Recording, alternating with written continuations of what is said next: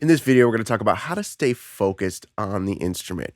I know I am guilty of scrolling through YouTube, finding a crazy cool lick, learning that lick, and then a week later, I'm like, okay, what did I actually learn? I don't remember the lick, and I don't know if I'm any better at music. So, from a guy that's been playing 20 years and I play professionally, I'm going to give you a guide onto how you can stay focused on the instrument, how you can stay focused on guitar and actually see real progress.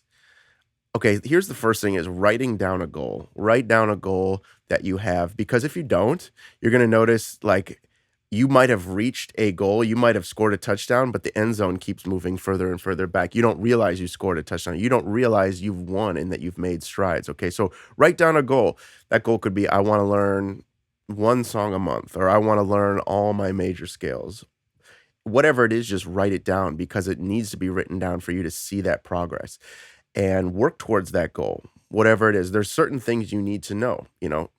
So after you write down these goals, there's certain things you need to know. Second off is you need to know your chords, your major chords, your minor chords, your dominant chords. Okay. And if videos or if folks are talking that don't get you towards some of this information, it's probably not worthwhile to learn. Okay, you need to know your chords, you need to know your scales. Okay, and beyond that, you need to know how to express yourself and how to play musically. So you're going to need some licks as well, some ways to communicate. It's like a quick plug and play licks, and then you can make your own. Right. So if you're not learning those things plus learning songs, chances are it's probably not going to be a fruitful endeavor. It might be a waste of time on your behalf. Okay. So if you know those things, if you're like, okay, soulful guitar lessons, I know my chords, I know my scales, I know songs, I know how to express myself. Well, you're 99% of the way there. Then, in order to stay focused and keep progressing, the what I'd recommend is getting together with other individuals, other like-minded individuals, right? That you can challenge yourself. So when I lived in Chicago, I lived there for 10 years. I used to get together with my buddy. He's actually been on this channel, Anders Nordstrom.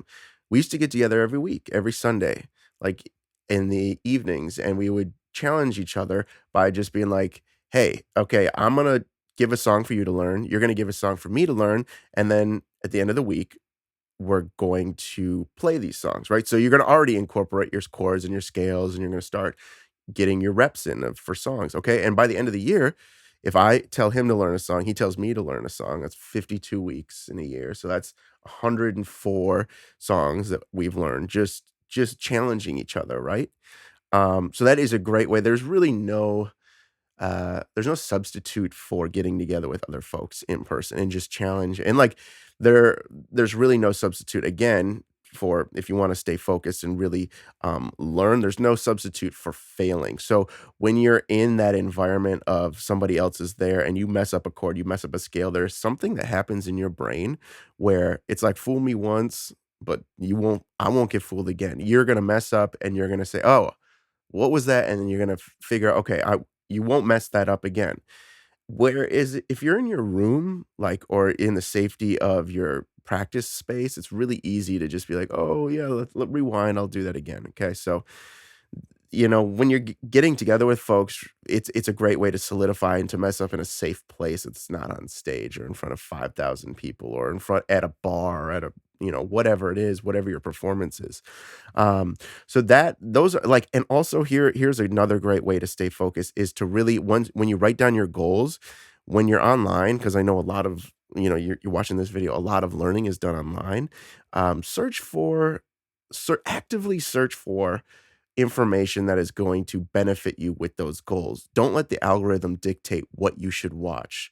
The algorithm knows you, but no one knows you like you know you, right? Nobody is able to tap into your goals like you are. The algorithm is smart, but it's not as smart as you are. So here's the thing: search things that will lead you towards your goals.